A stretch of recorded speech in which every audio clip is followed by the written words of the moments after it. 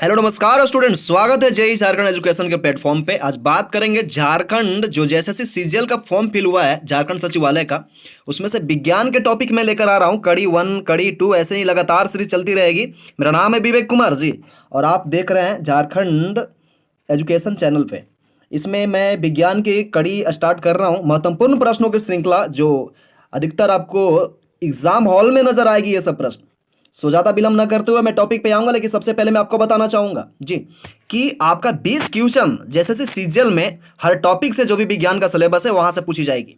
तो मैं हर टॉपिक को, सिलेबस को बारीकी से कवर करते हुए इस पीडीएफ के 20-20 प्रश्नों की श्रृंखला लाते हुए उसमें से महत्वपूर्ण प्रश्न समझाते हुए आपकी मैं तैयारी को मजबूत करना चाहता हूं। सो ज़्यादा ना विलंब करते हुए बढ़ते हैं क्वेश्चन नंबर 1 पे। जो पहला प्रश्न आपको इसमें पहले बता दूं क्या क्या नजर आएगी। फिजिक्स केमिस्ट्री बायोलॉजी का फॉर्मेट होगा, लेकिन चलिए बात करते हैं क्वेश्चन नंबर 1 पे। ब्रायोफाइटस जो अभ्यचर कहलाते हैं, क्योंकि वे क्या होते हैं, क्वेश्चन ये कह रहा है। बताइए ब्रायोफाइटस अभ्यचर क्या कहलाते हैं। मैं समझाना चाहूंगा आपको। ये मेढक जैसे दिखते हैं कि जल तथा स्थल दोनों जगह पर पाए जाते हैं, कि आवाज को महत्व नहीं देते हैं कि कीड़े खा सकते हैं। सबसे पहले समझिए ब्रायोफाइटस होता क्या है। ये पौधों के जगत का वर्ग होता है। ये वनस्पति वर्ग का सबसे इंपॉर्टेंट पार्ट होती है, लेकिन सबसे पहले बताना चाहूंगा मनुष्य के उपयोग में नहीं है। ये जल तथा स्थल दोनों जगह पे पाए जाते हैं। ये जल पे लैंगिक प्रजनन के कारण से होते हैं ब्रायोफाइटस, और स्थल पे अपना जीवन यापन करते हैं।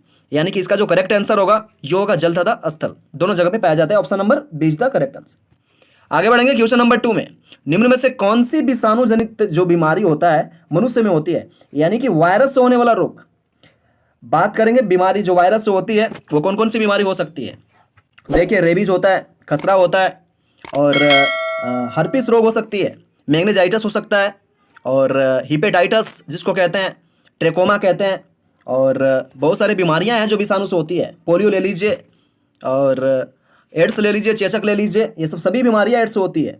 और एक बीमारी होता है जिसको कहते हैं मम्पस, यानी कि गलसुआ रोग। गलसुआ उसी को कहते हैं मम्पस रोग, यानी कि वायरस वाले रोग को कहते हैं मम्पस। प्लेग होता है, चूहों की काटने की बीमारी को प्लेग कहते हैं। क्लोरेला एक प्रकार की शैवाल होती है जो हाई ब्लड प्रेशर को कम करने में काम आती है। और सिफिलिस सेक्स के दौरान जो एक टचेस के दौरान संक्रमित होने वाली रोग है सिफिलिस। आगे बढ़ते हैं। संयुक्त पत्तियों वाला पौधा किसे कहते हैं। संयुक्त पत्तियां, सबसे पहले समझिए पत्तियां दो प्रकार की होती है। दो प्रकार में, एक होता है सरल पत्ती और एक होता है संयुक्त पत्ती। सरल पत्ती हो जिसको मध्यस्थ पात कटा नहीं होता है और सिराएं तक पहुंचती है, उसको सरल पत्ती कहते हैं। जैसे आप ले लीजिए अमरूद का पौधा और आम का पौधा हो गया। इस प्रकार के पौधों सरल पत्तियों का उदाहरण है, और आम की पत्ती, राइट। लेकिन संयुक्त पत्ती उसको कहते हैं जो एक प्रकार की छोटे पत्तियों में डिवाइडेड होती है, लेकिन मध्यस्थ पात सिरों तक जाकर पहुंचती है। वो होता है, जैसे नारियल की पत्ती ले लीजिए, इसका करेक्ट आंसर नारियल होगा, ऑप्शन नंबर बी। और बात करेंगे संयुक्त पत्ती में, एक नीम का उदाहरण होता है, राइट। नीम जो होता है वो भी सरल संयुक्त पत्तियों का उदाहरण है। क्वेश्चन नंबर 4, निम्न में से किस खाद्यान्न में सर्वाधिक मात्रा प्रोटीन पाया जाता है। जी, प्रोटीन सबसे ज्यादा सोयाबीन में होता है। नंबर 2 पे चना रख सकते हैं आप, लेकिन सबसे ज्यादा सोयाबीन में प्रोटीन होती है, option number B, right, protein. आगे बढ़ते हैं क्वेश्चन नंबर 5 में। निम्न में से किसका प्रयोग जैविक नियंत्रण हेतु नहीं किया जाता है। ये कीटनाशकों का प्रयोग जो होता है जैविक नियंत्रण नहीं किया जाता है, क्योंकि उसके विपरीत में अपोजिट वर्क करने लगेगी, इसलिए कीटनाशकों का प्रयोग जैविक नियंत्रण हेतु नहीं किया जाता है। आगे बढ़ते हैं क्वेश्चन नंबर 6 की तरफ।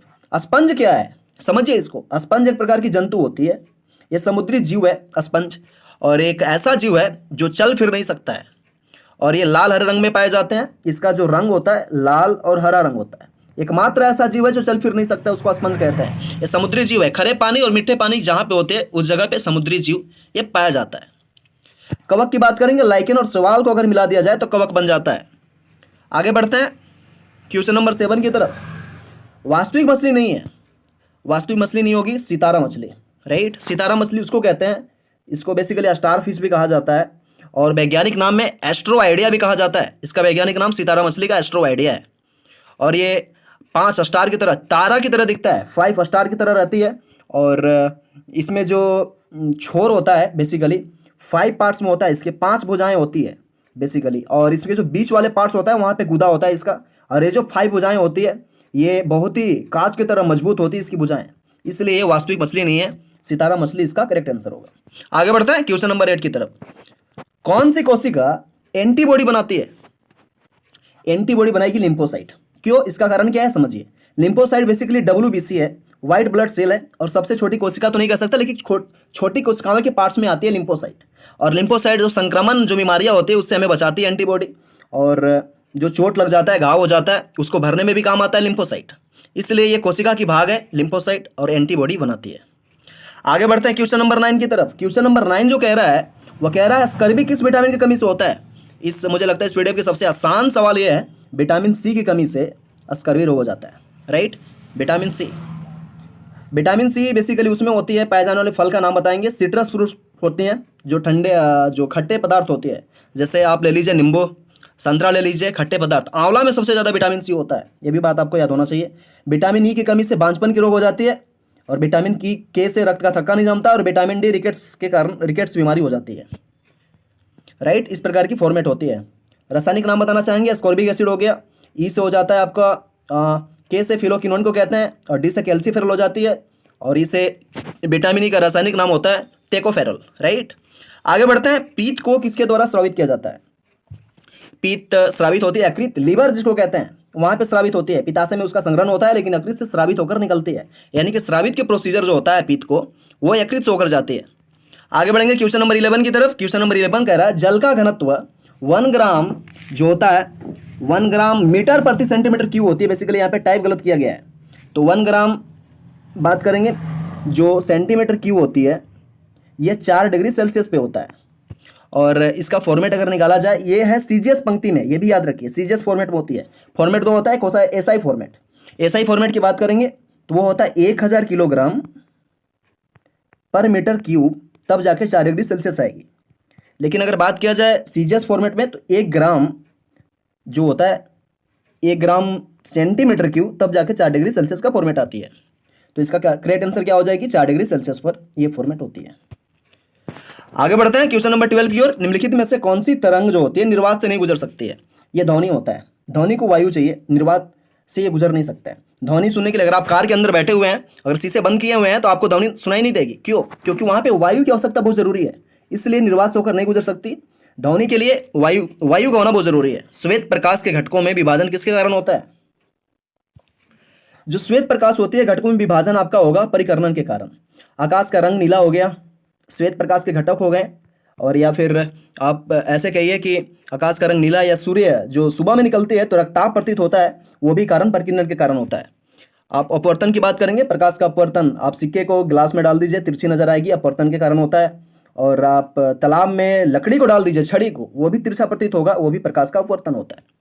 आगे बढ़ेंगे। पराध्वनि विमान एक प्रघाती रंग पैदा करते हैं। जी, इसका जो आंसर होगा ध्वनि बुम होगा, क्योंकि ध्वनियों का संग्रह ज़्यादा हो जाता है। इसमें आपको ध्वनि के कारण से पराध्वनि जो आ रही है, इसमें 3 फॉर्मेट बताएंगे। एक होता है अपश्रव्य रंग, अश्रव्य रंग, एक होता है श्रव्य रंग, और एक होता है पराश्रव्य रंग। जो श्रव्य रंग होते हैं, अपश्रव्य रंग, वो 20 हर्ट्ज से नीचे होती है। राइट, लेकिन बात करेंगे श्रव्य तरंग की, जो मनुष्यों का तरंग होता है, श्रव्य तरंग होता है, ये 20 हर्ट्ज से लेकर 20,000 हर्ट्ज तक जी होती है। इसको मनुष्य सुन सकता है, इसे श्रव्य तरंग कहते हैं। लेकिन पराश्रव्य तरंग उसको कहते हैं जो 20,000 हर्ट्ज से ऊपर होती है। जी, आप सही सुन रहे हैं, 20,000 हर्ट्ज से ऊपर वाली तरंगों को पराश्रव्य तरंग कहते हैं। और इसे चमगादड़ सुन सकती है पंछी में। और बात करेंगे जानवर में भी, कुत्ता भी इसको सुन सकता है जी, और डॉल्फिन भी सुन सकती है। यानी कि पराश्रव्य तरंग 20,000 हर्ट्ज से ऊपर वाली तरंग होती है। आगे बढ़ते हैं। आगे की 14 नंबर का क्वेश्चन होगा ध्वनि बुम। आंसर, एक पायलट या वायु यान चालक जो होता है, द्वार लक्ष्य को भेजने है तो बम को गिराना होगा। उसको कहाँ, लक्ष्य के पूर्व गिरानी होगी उसको, बम को लक्ष्य के पहले उसको बम को गिराना होगा, तब जाके वो भेद पाएगा और पायलट को सही दिशा मिल पाएगी। प्रोटॉन का द्रव्यमान तथा न्यूट्रॉन का द्रव्यमान समान होता है, यानी कि न्यूट्रॉन यहाँ पे आ जाएगी। राइट, यानी कि न्यूट्रॉन का द्रव्यमान वहाँ पे इक्वल हो जाएगी। रेडियोधर्मिता के अंतर्गत निम्न में से किसका विघटन हो जाता है, तो नाभिक का विघटन होता है। जी, रेडियो जो धर्मित होती है उस कारण से नाभिक का विघटन हो जाता है। आगे बढ़ते हैं। 18 नंबर क्वेश्चन, इलेक्ट्रॉन का त्याग करने की प्रक्रिया क्या कहलाती है। सबसे पहले समझिए, ऑक्सीजन जहां पे जुड़ता है उसको क्या कहते हैं, ऑक्सीकरण कहते हैं ना। सेम कंडीशन यही याद रखिएगा, इलेक्ट्रॉन का त्याग भी यहां से होती है, यानी कि उसको ऑक्सीकरण कहते हैं। सेम, और हाइड्रोजन भी निकलता है यहां से। जिस पदार्थ में ऑक्सीजन जुड़ जाए और हाइड्रोजन निकल जाए उसे ऑक्सीकरण कहते हैं। आगे बढ़ते हैं। 19 number question, lead storage battery में निम्न में से किसका प्रयोग किया जाता है, तो लेड स्टोरेज बैटरी, इसमें आप सल्फ्यूरिक अम्ल को यूज करेंगे, यानी कि H2SO4। राइट, H2SO4, और इसको अम्लों का राजा कहते हैं। नाइट्रिक अम्ल, नाइट्रिक अम्ल से एक यूज बताना चाहूंगा, HNO3 कहते हैं नाइट्रिक अम्ल बेसिकली। HNO3 और 3HCl की मात्रा आप रख लेते हैं तो एक्वारेजिया का निर्माण हो जाता है, राइट, जिसको अम्ल राज भी कहते हैं। हाइड्रोक्लोरिक HCl जो हमारे पेट में होती है, जो खाने को पचाने में सहायक होती है और कीटाणुओं को मारती है। एसिटिक अम्ल जिसको CH3COOH कहते हैं, इसका एक और नाम है जिसको कहते हैं एथेनोइक अम्ल। आगे बढ़ते हैं क्वेश्चन नंबर 20 में, और इस पीडीएफ का लास्ट फॉर्मेट है। अगर वीडियो आपको पसंद आ रहा होगा तो लाइक जरूर करिएगा और इस चैनल को प्यार दीजिएगा, और आपको कैसा लगा, कुछ कमियां भी महसूस होती होगी तो टाइप जरूर करिएगा कमेंट में, आपका रिप्लाई जरूर मिलेगा। और इस क्वेश्चन की सीरीज लगातार आती रहेगी सप्ताह में 3 बार।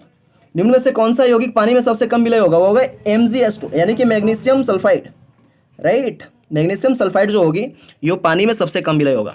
आपको वीडियो कैसा लगा जरूर आप लाइक करिएगा, कमेंट करिएगा, सब्सक्राइब कर लीजिएगा चैनल को। आते हैं दूसरे नंबर कड़ी के साथ।